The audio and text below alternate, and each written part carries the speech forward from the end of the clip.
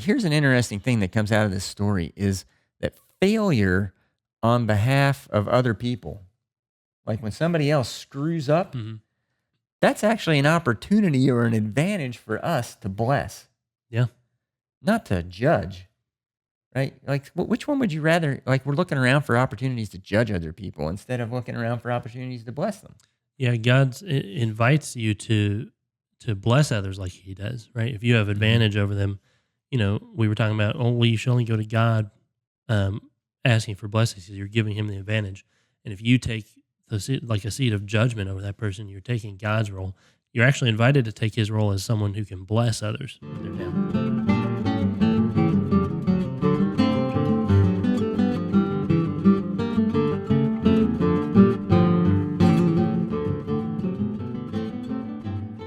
Welcome to Biblocus, where the Bible intersects with your life. I'm Timothy. And I'm Caleb. And you're listening to Bible Discussions, the forum where we explore biblical topics that are relevant to your life. Today, we are continuing our series entitled, Who is Jesus Christ and Why Do I Need Him? And today, we're going to look at the Old Testament book of Obadiah, and we're going to look at the concept of, Am I my brother's keeper? And then in the New Testament, we're going to look at the idea of doing unto others as we would have others do unto us. Now, once again, we aren't really 100% sure the historical context of this book. We know that the author's name is Obadiah, but we aren't sure. We know it's an oracle against Edom or Esau, but we know it's kind of like this idea of a fratricidal battle between brothers is expressed in it. But historically, we don't have any more context than that, unless, Caleb, you have two brothers and you're a historian. So maybe you can figure out some background information here on Obadiah. Yeah, I wrote it because I was mad at my brothers. I believe it. Yeah, so we don't even get the name of his father like we did in Joel, who had unclear historical origins. But first one simply says the vision of Obadiah, and that's all we get. It's all, yeah, it begins with that. No, Yeah. no time, no place, no ruling king or anything. But there are some clues, like in verses, and there's only one chapter, by the way, in verses 10 through 14. He says, because of the violence against your brother Jacob, you will be covered with shame. You will be destroyed forever. On the day you stood aloof, while strangers carried off his wealth, and foreigners entered his gates, and cast lots for Jerusalem, you were like one of them. You should not gloat over your brother in the day of his misfortune, nor rejoice over the people of Judah in the day of their destruction, nor boast so much in the day of their trouble. You should not march through the gates of my people in the day of their disaster, nor gloat over them in their calamity in the day of their disaster, nor seize their wealth in the day of their disaster. You should not wait at the crossroads to cut down their fugitives, nor hand over their survivors in the day of their trouble. So, if we were going to pick a catchphrase for Obadiah, it would be the day of their disaster, or he says it a few different ways, but 7 times he says basically the same thing: day of their trouble, day of their disaster, distress, depends on what translation you have. Yeah. And, going all the way back to Genesis, Jacob and Esau were brothers, and Jacob's descendants became Israel. Esau's descendants became Edom. And, they're like next door neighbors, basically. And when Israel gets overrun by enemies, Edom laughs and looks on, or even helps destroy them. And so, God is rebuking them for that here. And so the fact that Obadiah seems to talk about this like it's already happened, sometimes prophecies kind of do that, but that's a hint that maybe it happens after the conquest. Yeah. Yeah. So the destruction of Jerusalem would have been in 586 BC. So it would have been sometime right after that if it was recounting the history of that event. So yeah, there's a more, I think, potent clue, because he seems to say the same thing that Jeremiah says in Jeremiah 49. Both of them talk about grape pickers. We'll read Obadiah's verses first here, verses 5 and 6. If thieves came to you, if robbers in the night, oh, what a disaster awaits you. Would they not steal only as much as they wanted? If grape pickers came to you, would they not leave a few grapes? But how Esau will be ransacked, his hidden treasures pillaged.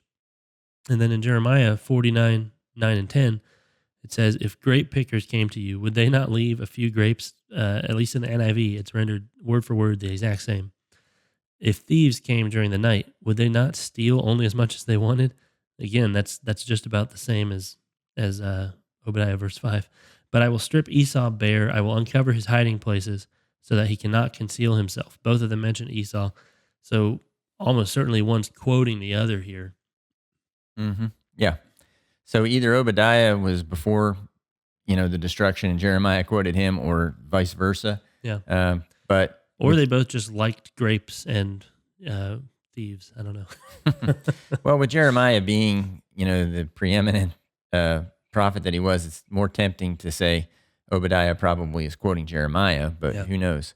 But once again, the focus of this is Esau and the punishment he deserves for not supporting his brother Jacob when he's in a crisis. So because of this emphasis, it's always on, like, don't kick your brother when he's down, like you were saying, his day of trouble, his day of disaster. And, Obadiah is warning us, like, hey, leave vengeance to God. There's actually a longer section that quotes Jeremiah 49. I mean, verses 1 through 4 also quote Jeremiah 49, I think 14 through 16. But we just wanted to read a smaller section just to demonstrate, that they were using each other. And we're just going to go with Jeremiah wrote first before the destruction, and then he was quoted by Obadiah after. Obadiah is like a hack. He writes one chapter, and half of it is just stolen from another guy. He wrote like 50 chapters. Yeah, possibly. Okay, so there's another interesting passage that I think probably gives the best sense of what Obadiah's overall message is. We've already shown a couple where it talks about, hey, don't kick your brother when he's down and so on. But listen to the words of Obadiah 15 through 18. The day of the Lord is near for all nations.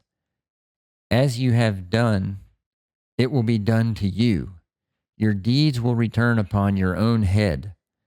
Just as you drank on my holy hill, so all the nations will drink continually. They will drink and be as if they had never been.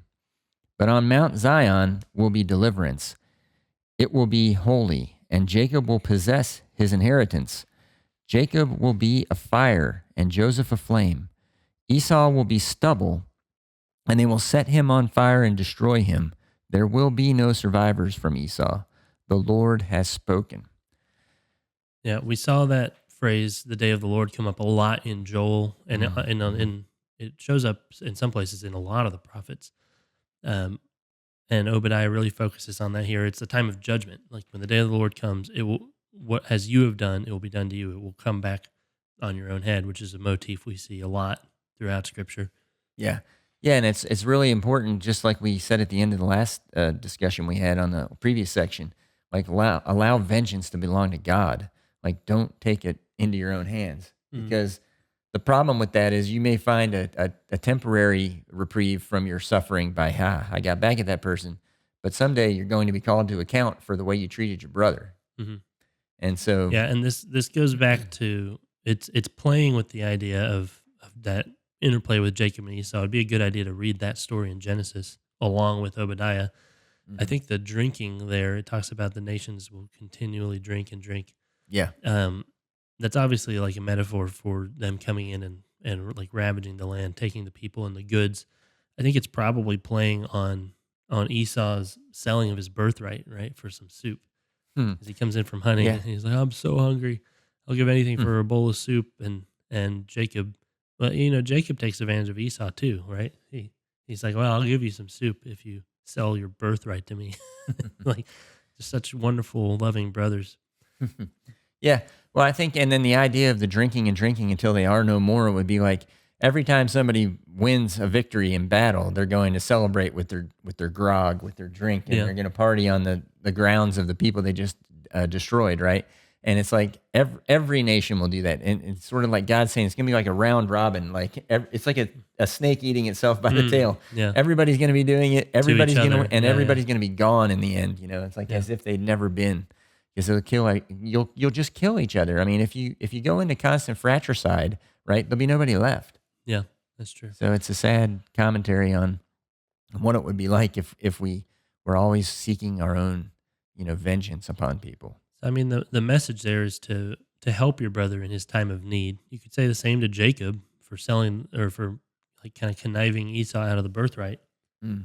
But Well, Esau takes it upon himself here, figuratively through Mhm. Edom. Takes it upon themselves to join in the spoils. Yeah, but like Jacob couldn't have gotten the birthright away from Esau if Esau had wanted it because Esau didn't care about it. He didn't care about his Yeah, relationship with God. and So the he just birthright is gave it away. that's important. That's like the figurehead of the covenant. Yeah. And Esau thought a bowl of soup was more important. Yeah, and if you see, where it said Jacob will possess his inheritance, like the prophet is saying like that's a done deal. Like that's not going to change. It's already been determined. Esau didn't want it, and Jacob's going to get it in the end at this day of judgment. Yeah. Jacob's going to be blessed. And so, It wasn't even like a good soup, it was like lentil soup. Like, come on. You could do better than that. but it's interesting how the Bible is always about second chances because, Esau had his first chance. He just said, no, I'd rather have a bowl of soup, right? And like Caleb said, not even like, a big, it wasn't even like Campbell's chunky soup with lots of meat in it, right? Anyway, Yeah. but so he gives it up for some soup, but he gives him a second chance because like his brother's down, his brother's in his time of need, and is Esau going to come to the rescue? He does Nope. not. Yeah, I will say So, for Jacob and Esau's sake, as individuals, they do kind of make amends a bit in Genesis. Seems to be a little uneasy, yeah, it's a little but bit odd. they meet It's and neither one kills the other, so that's good. yeah, But yeah. it kind of plays out. I mean, that happens in the Bible. The patriarchs are important and kind of represent the whole nations going forward. Yeah, but the enmity remained between Edom and Israel. And Hmm. and I think what this is saying here is it says Esau will have no survivors. And I mean, it's like Esau, Edom, they made their choice, and every time they choose not to be in relationship with God, not to be part of the family. And so it's Yeah. a tragic kind of a ending. And you kind So, of, we're talking about them representing their people throughout history. You kind of fall into one of those categories yourself, depending on how you choose to react, right? If somebody is in need or in pain, if you judge them, if you take vengeance or take advantage of them, you're pretty much throwing yourself in with Edom by doing that, yeah. right? Symbolically. So, Well, that, many times, like the Bible will talk about the parables of the prophets, and a lot of the stories that the prophets choose to talk about are meant to be a parable, like you're saying, for you mhm, to think about. Oh, in my own life, I should make better choices than this. yeah. So, So the main point of Obadiah there is that on the day of the Lord there will be a final judgment, hmm and that judgment is going to depend on how you treated others, especially those who were, in distress. yeah, yeah, because I mean, life is hard for everybody. I mean, we all have those days when we're down, and everybody we know has a day when they're Mhm. down, and so you have to consider really carefully how you live in this life. Like, how are you going to treat the people around you when you see them down, right? And the best thing is to help a brother when he falls, right? Yeah, So that leads us to our Old Testament takeaway. We're there already. record time. Don't kick your brother when he's down. Lift him up, and you will both be saved. Which that's really interesting too, right? Like both of you can be saved by that, by you choosing to redeem him, to help him. Yeah, I think that's true because I think that's what Obadiah was trying to say. I think he was saying, That drinking continually till you're no more. It's like yeah, if you're always at each other's throats, mhm. both of you perish. If you choose to have compassion, then both of you can be saved. Yeah, that's great. Yeah, because you can stop the snake from eating itself from its own tail. Yeah, I mean And it's like the concept of like blood feuds, which are mhm, increasingly rare, but there are places around the world, where legally you have the right to like take someone's life if yeah, he killed your cousin or whatever, and it never stops. It always escalates. and I think Obadiah's commentary there on Esau was, well, okay, yeah, you lost your birthright, but then you had a second chance, and you saw your brother down, and you kicked him and kicked him and kicked him and Yeah, kicked him, and so you didn't redeem yourself. And so you didn't use the opportunity that you had to bless or be a good person, you know. Hmm. And so that's how he could have saved himself. He could have saved himself by redeeming himself, and when he had those opportunities. So life is a sequence of opportunities, and we Hmm. have all these chances over and over again. So we're going to talk about that a little bit more as we jump into the New Testament. Yep. And because the title of our series is "Who is Jesus Christ and Why Do I Need Him?" And we try to look at these Old Testament books and see what's the key principle. In this case, it was just a single chapter, but it looked like the key principle there was our Old Testament takeaway. Don't kick somebody when they're down, lift them up, and you can both be saved. And so we're going to look in the New Testament and see, what does Jesus have to say about this? Like, what are we supposed to do when we encounter somebody who's down, somebody who's messed up, somebody who's in a really difficult situation, and we have an advantage over them? What are we supposed to do with it? And so let's jump into the book of Matthew, chapter 7, verses 1 through 5. Do not judge, or you too will be judged. For in the same way you judge others, you will be judged, and with the measure you use, it will be measured to you. Why do you look at the speck of sawdust in your brother's eye and pay no attention to the plank in your own eye? How can you say to your brother, let me take the speck out of your eye, when all the time there is a plank in your own eye? You hypocrite. First take the plank out of your own eye, and then you will see clearly to remove the speck from your brother's eye. Do not give dogs what is sacred. Do not throw your pearls to pigs. If you do, they may trample them under their feet and turn and tear you to pieces. So, yeah, I love this verse, especially right after you read Obadiah and you're wondering, what are these passages talking about sometimes? Well, how are these all related? Why are they grouped together? Well, they're all about how you handle opportunity Mhm. and how you handle a situation where you have an advantage over another person. So, the very beginning, it says, do not judge. Well, what does that mean? It's really meaning, do not take advantage of the opportunity to judge others. Mhm. Because you get in a situation where, oop, I could really make this guy look dumb right now and judge him in front of everybody. Yeah. And that's an opportunity, that's an advantage you have, but what do you do with it? And I think it's also about the authority that you do or don't have. Like we were talking about Obadiah, sort of emphasizing the idea that vengeance is the Lord's, right? It's the day of the Lord that is the day of judgment, not the day of Caleb, Yeah, yeah, because you did something dumb and I get to judge you for it. Like, yeah. you don't, you're not in that position. You want to claim that position. That's like the original uh, sin of Lucifer, right? Is coveting God's throne, wanting to put himself up there. Mm. So that's what you're doing by judging others, putting yourself in God's position. Yeah, or even piling on like Edom did when he saw other people judging, Yeah. his brother, and he jumped in with him. He took advantage of that opportunity in the wrong way. So let's kind of try to look at what should we be doing in these situations, right? It's like, don't judge.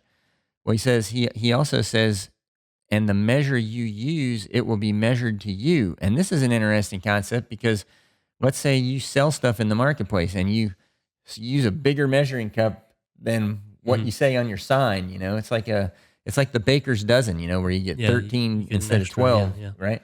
And so you're using a bigger scoop than your sign says how much, $1 for scoop, and you're using an oversized scoop. And so everybody gets more than they're paying for. And the thing about that is if anybody's going to lose advantage, you make sure that it's you. Mhm. That's what Jesus is asking us to Yeah. do. Like counting out quantities. I used to work at Chick-fil-A in high school, and we would typically put one more nugget in the box than 8-count nugget. You'd probably get 9. That way, if we messed up, you still had 8. Yeah, that's cool. So Yeah, that's the same idea. So you want to make sure that your customer, like in the case of Chick-fil-A, but your customer as a person is everybody around you. yeah, you And don't want to slight yeah, slight them. You're betting against yourself there, yeah, and in a kind of a moral sense, right? Like in a broader picture, the way you judge others, the way you measure, if you're pretty much just waiting for an opportunity, like, oh, they slipped up, time to gossip about them, time to pile on, like everybody piles on and laugh at them or put them down, make them feel worse, right? Instead of calling them to repentance and offering forgiveness. or help, compassion to help them out of that situation. If you were just kind of sitting around waiting for that moment, then if that's how you're going to be judged. I guess God's just waiting for His moment, the day of the Lord, Yeah. and He'll judge you as well. Well, and that kind of like leads into this next thing about the sawdust and the plank. Like removing a plank from your eye, right? That's saying always take the opportunity to judge or improve yourself. Like why don't you look for those opportunities instead of looking for ways to judge other people? Like always look for what you can do to improve yourself. Yeah. There's a saying, there but for the grace of God go I, right? Like anytime somebody falls, you should think, wow, that's pretty much me. Yeah. Except for God holding me back. That's true. Then there's this weird thing here at the end about do not give dogs what is sacred and do not throw your pearls to pigs. You may say, well, how in the world is that related to this topic? Well, what I think is going on there is why do we give people the opportunity to judge us? Like we're asking them for their opinion. Like here it's like saying, well, what would you take your pearls and put them in front of pigs? Right? Would you put something you really like and throw it out to the dogs and say, how do you guys like this? And they like rip it to pieces and go, we love it. Yeah. Like your steak dinner, sit it down in the dog pen there and see what happens to your steak dinner. You'd be like, hey, I was going to eat that. Yeah. Anytime we give our dogs like some kind of treat, salmon skin or something, it's just gone. Like they didn't enjoy it. It's just down the gullet. So the thing about it is you're asking people, it's saying don't invite people to judge you and then get mad when they do. Yeah. That's what this is saying. Like you say, what do you think was going to happen? You just threw a bunch of pearls in a pig pen. I kind of think of it, I can see that. I thought of it as it's sort of flipping the image. Like in the first few verses, you're the one who's, being told like, oh, have compassion to the person who's below you. And now it's kind of flipping it, saying, because if you don't, you're actually below them. You're the pig. You're the dog. Yeah. Like God's offered. It's like the parable of the unforgiving servant, right? Like he's offered just total amnesty, forgiveness of everything, and then he goes out and finds some guy who owes him $20 and beats him up. Like you're too dumb and low and like self-centered, like a pig or a dog, who just first instinct when they see something is like, oh, I can probably eat that, and they have no consideration for it, and that's what you're doing. Like God's offering you His forgiveness, and then you tear it up and you turn on Him, turn on other people. I think what you're saying is true for everybody. We're all that way. We're all the kind of people, in our base fleshly nature, who would tear somebody up if we had the opportunity. Like we look for stuff like that. And what this thing about the pigs and the dogs is saying is, why? Like, why do you give that leverage to other people? Why do you give them the advantage? Like that you actually care what they think. Like instead you should worry about what God thinks about you. Like Obadiah was saying, think about that day. Think about that day when all this stuff comes back on your head. Yeah. And think about, how do I want to be judged by God? And so what this passage is saying is, don't place the value in what the pigs and the dogs think, or like other people, and give them the opportunity to judge you and tell you what they think about you and run you down. Is go to God for your self-esteem. That's interesting. Yeah, because it's a natural inclination. Like we want to please others, which is comes from a healthy place, right? But like, it's just not everybody. Like, what do you care what Joe Schmo thinks? Like, you should the people you respect are whose approval you should be looking for, whose judgment you should actually consider. If your friends and family, have an issue with you, you listen, but you don't just go around debasing yourself so everyone will like you. And I think that's right. And I think this whole section is saying value God's opinion above all others. And it's also saying, let God be the judge, and that's the same thing. And then what you're doing when you do that is you're giving God the opportunity and the advantage. Now, who would you? You're right. That's the real tie-in. Like in the first few verses, it's saying don't put yourself in God's position of judgment, and at the end, don't actually let other people. Don't put them in that position where they're your judge, and that's you're right. Yes, let God be that. And then who would you rather have the opportunity or the advantage over you? than God, Mm-hmm. because God's going to bless you when he has the opportunity. He's not going to use his advantage to make himself look better. Okay. Yeah, I Yeah. see that. I see that. Yeah, so that leads right into Matthew 7, verses 6 through 12, which says, "Ask and it will be given to you. Seek and you will find. Knock and the door will be opened to you. For everyone who asks receives, the one who seeks finds, and the one who knocks, the door will be open. Which of you, if your son asks for bread, will give him a stone? Or if he asks for a fish, will give him a snake? If you then, though you are evil, know how to give good gifts to your children, how much more will your Father in heaven give good gifts to those who ask him? So in everything, do to others what you would have them do to you, for this sums up the law and the prophets," which is what we're talking about. Yep. Obadiah, right? So, Yep. so let's look at this real quick. So this is how this led right into this from the previous section. Ask, seek, and knock, right? You're asking God, you're giving God the opportunity to bless you. Like a lot of times we look at that and go, well, I guess you're not supposed to be afraid to ask God for stuff. I guess that's what it's saying. No, I mean, it's saying give God the opportunity to bless you. Yeah, that's right. That's what we had just gotten done talking about. Don't go to someone else for it. Yeah. Right. Mm-hmm. Yeah. And you know the big focal point there, right? Like do unto others as you would have them do. Mm-hmm. That this sums up the law and the prophets. That's in the Christian perspective. That's like as far as what we're supposed to be doing. That's kind of like the golden rule. The linchpin. Yeah. Yeah. The golden rule. And as it's been called. And that's because I think that is at the heart of God. Like we're trying to emulate him by doing that. Yeah, absolutely.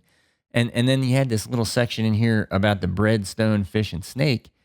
And those are all opportunities for somebody to take advantage of another person. Like Jesus is saying, you wouldn't expect a father to take advantage of his own kid if the kid asked him for some food and he'd give him a snake and stuff. Yeah. Or a stone. Like that would be cruel. Well, would you think God would do that to us? We're his children. Right. And so give God those opportunities to bless you, and then give, other people, when you have the opportunity where it says, do unto others as you would have them do to you, it's saying when that opportunity arises for you, you have the advantage. Are you going to use the advantage to parlay more for yourself? Or are you going to use it to bless the other person? Just like God's doing up here. When somebody knocks, he opens the door and says, hey, come on in. If they're looking for something, he helps them find it. And if they ask for something, he gives it to them. And it's sort of like, that's our model. We need to do unto other people what we want to be done to us. Yeah. We don't want to sit outside knocking and nobody ever answer the door. Right. And in another verse that emphasizes this, right? The golden rule, doing to others, that's the core focus of our lives, is James 1:27, where James writes, "Religion that God our Father accepts as pure and faultless is this: to look after orphans and widows in their distress, and to keep oneself from being polluted by the world." So, going back to like that what Obadiah said over and over again, some version of the day of their distress, right? Yes. Criticizing Edom for either not helping or taking advantage of Israel in the day of their distress. And that's exactly what is being said here, right? It's consistent in the law of the prophets and the gospel and the epistles all the way through, is that we're supposed to have compassion on, bless others in their distress. That's what God does for us. Yeah, who could be more disadvantaged than an orphan, Right. with no parents in the world to care for them, So yeah, that's somebody that you definitely, when you get to the day of judgment, you don't want to have, I kicked an orphan when he was down. It sounds ridiculous, right? No soup for you.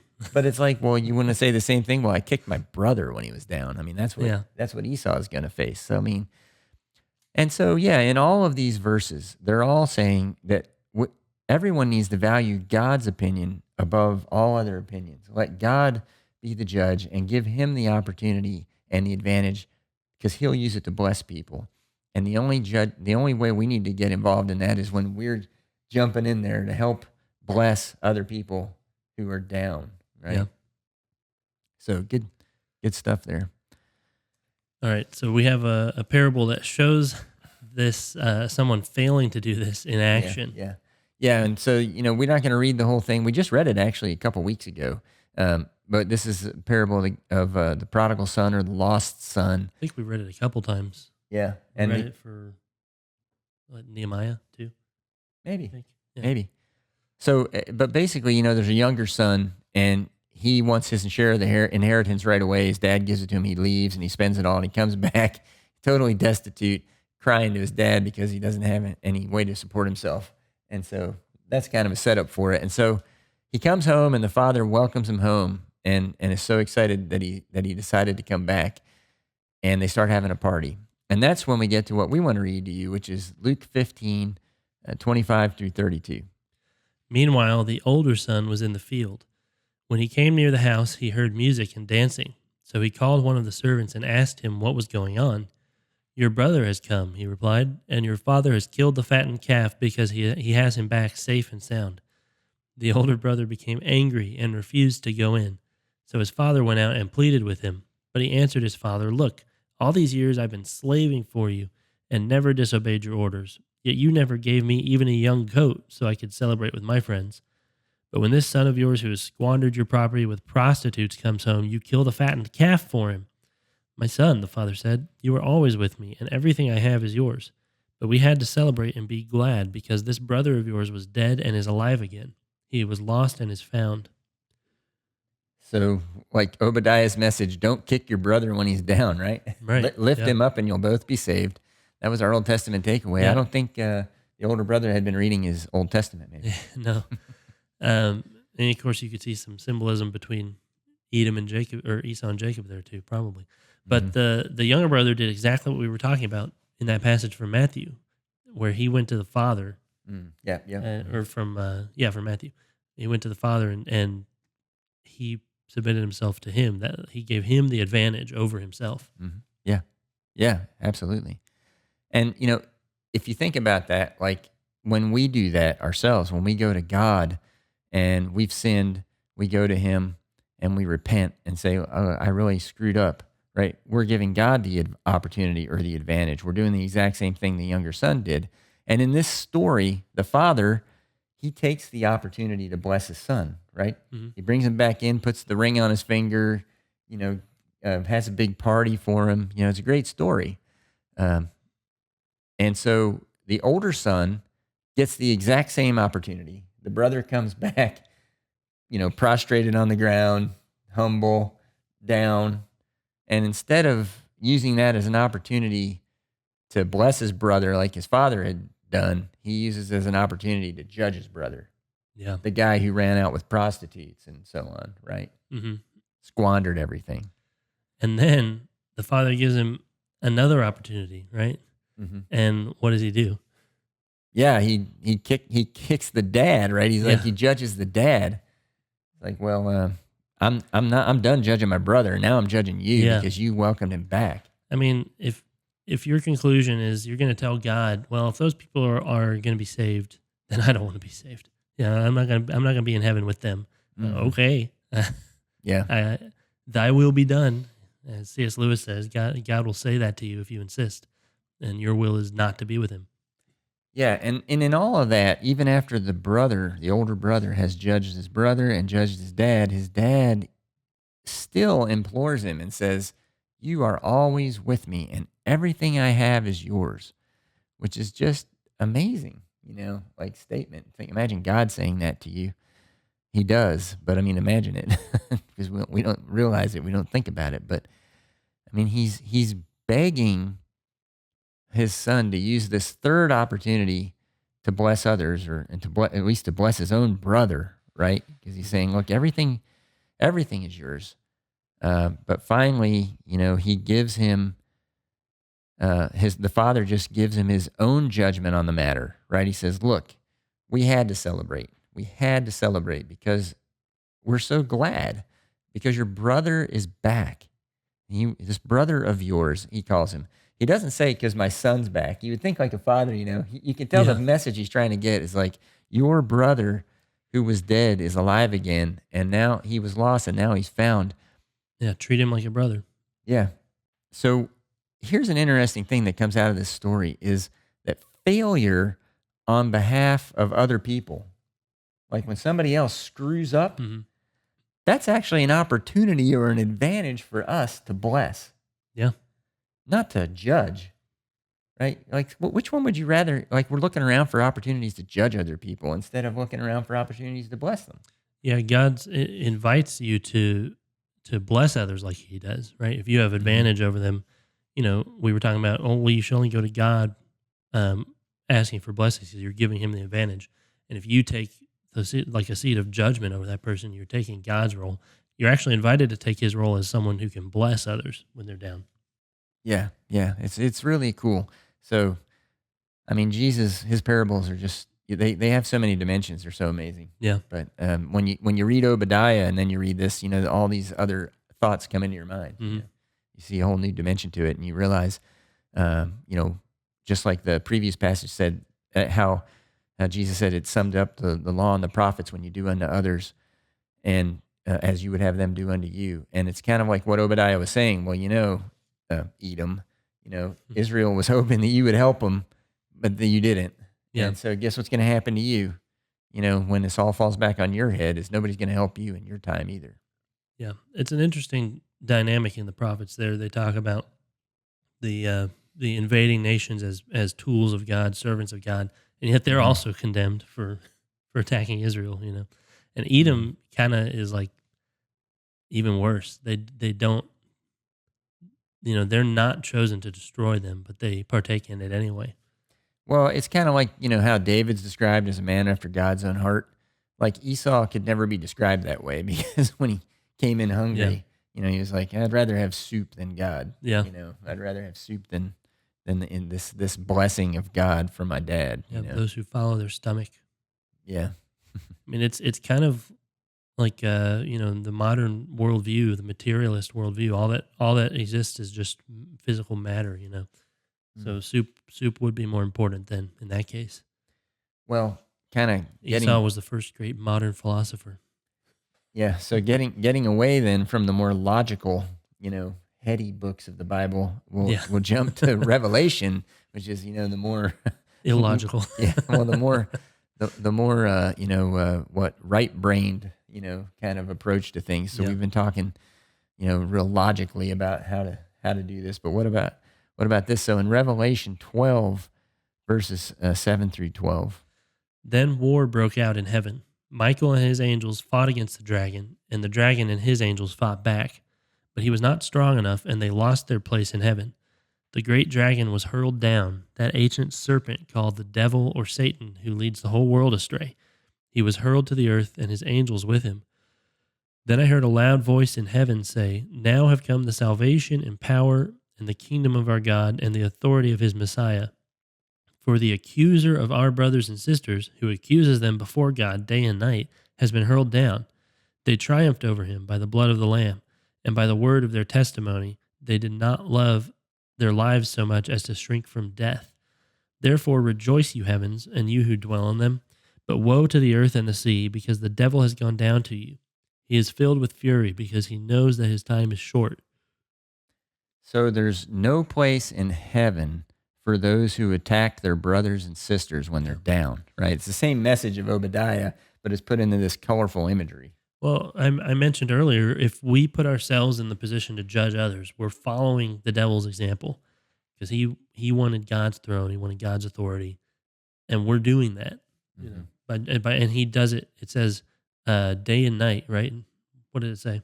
Oh, I'm Verse sorry. I'll back up there. 10 or yeah, he accuses them before God day and night, like never ceasing. He's just constantly, well, look what he did, look what she did. Look, they keep screwing up. You can't save them. You can't accept them, and God's like, I think I can't accept you. And again, like we mentioned in Obadiah, symbolically, right? Esau and Jacob kind of represent the two options that you can pick. And the way you behave, you're kind of throwing in your lot with one or the other. It's the same thing here, right? If you're going to have compassion on people, if you're going to choose not to judge but to bless when somebody is in a lower, is down or at disadvantage to you, then you're choosing God's side, to follow God's example. If you pile on them and judge them and accuse them, then you're choosing the devil's side. Mm-hmm. Yeah, I mean, when we had our temptation episode, way back, Yeah. and we talked about how, temptation is that call to turn away from God, and take your focus off God and focus it on something else, Mhm. somebody else's rules, somebody else's ideas. And here you have to fight against this temptation to judge people. We know that judging other people is not God's will for you because Jesus told us not to do it, right? Yeah. It's flat out said, don't judge other people. And if you And go, so, I'm sorry, go ahead. go ahead. Well, if we go back to verse 11 there, Mm-hmm. where it says they did not love their lives so much as to shrink from death, like what we were just talking about with Esau, like he has this very just earthly view of it. He's like, well, I'm starving. I'm so hungry. I'm going to die. Whether that's true or not, that's what he tells Jacob. Mm-hmm. And Jacob says, all right, well then sell your birthright for a meal. And he didn't love his life, or he did love his life too much, even Mm-hmm. to like the point of death. He wouldn't keep faith or trust in God if it was going to cost him his life or well-being. Yeah, or his lunch. Yeah, and that's the choice. Yeah. Which one's the most important thing? So like what I was saying about this temptation is that where does that temptation come from? It comes from the devil, Mhm. Because he's calling us to accuse and to judge other people. He wants to be that judge, like you said, but he's not. Yeah, And he's calling us to seek that same thing, just like eating the apple in the garden. Like, well, you don't have to do what God told you. And so here it says his time is very short. He's been cast down. And he's furiously seeking to seize every opportunity to condemn. That's what that's basically saying. He's been thrown out of heaven, yeah, but now he's down here and he's going to take every chance. He's only got a few. yeah. His time is short and he's going to be furious about trying to deceive as many people as he can in this way. So we triumph over him only by the blood of Jesus Christ, it says in this passage, And right? the word of the testimony. Mm-hmm. Yeah. Yeah. And so we should take every opportunity we have to bless other people, right? Like why did Christ bleed? Because he didn't consider equality with God as something to be grasped, right? So he humbled himself, lowered himself, born as a man in a stable, like the nastiest, lowest place you could possibly come into the world, submits to death, even puts himself in our hands, puts himself in the disadvantageous position on purpose Mm-hmm. to spill his blood, because that's what can save us. So it's only by rejecting that you can put yourself in the judgment seat. Yeah, we judged him. I mean, all men at the time Yeah. judged him and said he deserves to die. Mhm. And we talked about this, of course, in our Leviticus and Numbers episodes, pretty deeply. Mhm. If you want to go back and look at those, but basically, the worst possible thing we could do would be to kill God, to judge God, and say he's not worthy of living. And we did that, Yeah. and he forgave us anyway, which is the amazing part. But that's And why it's his blood that is the only thing that can conquer the devil, that can Yeah. overcome this. Yeah, because And his word. every single day, every one of us is going to have the opportunity and the advantage over another person. Mhm. And it's whether you're going to use that opportunity to bless them, whether you're going to use that advantage to bless them, right? And in Jesus' case, like Caleb was saying, he did that for us. He went to the cross for us so that we would have, sacrifice for our sins and be able to be restored to God. Mhm. So pretty cool. So when people around you stumble, you don't judge them. You use the opportunity to lift them up, right? Yeah. And when someone offers you a hand, like if you're the one who's fallen, don't drag them down to your level, like the pigs or dogs or whatever. Don't try to pull them down with you. Like let them help you. That's what the golden rule is about. That's what we're the whole law and gospel and or law and the prophets and the gospel all hinge upon is treating others that way. Yeah. So that leads to our New Testament takeaway, which is do not judge and you will not be judged. Do to others as you would have them do to you. Take every opportunity and advantage to bless others. Yeah. And like we said, like Jesus said, this sums up everything, all the teachings. Yeah. And like we pointed out, it's because it sums up the heart of God. Yeah. God that's- is the father in the parable of the prodigal son. Yeah, so give God the opportunity to celebrate over a child that was lost and found, right? Like Mhm. anytime one of us repents, like we said during that story, we're giving the opportunity to God to bless us. We go to Him in humility and say, look, I'm not worthy. I've screwed up like the son did. And God runs out and embraces us and picks us up. Yeah. And so give Him that opportunity because He's the door you want to knock on. He's the one you want to ask, because He's going to give you the good gift, the good blessing back. Hmm. So give your life to God. Let Him judge you. Don't submit yourself to the fickle judgments of man. That's right. All right, so he's Caleb and I'm Timothy. And thank you for listening to Bible discussions on Biblocus, where the Bible intersects with your life. Please consider subscribing to our channel to help support our efforts. All scripture quotations, unless otherwise indicated, are taken from the Holy Bible, New International Version, NIV, copyright by Biblica Inc., used by permission of Zondervan. All rights reserved. This program is copyright 2024 by Timothy Klingerman. God bless all of you.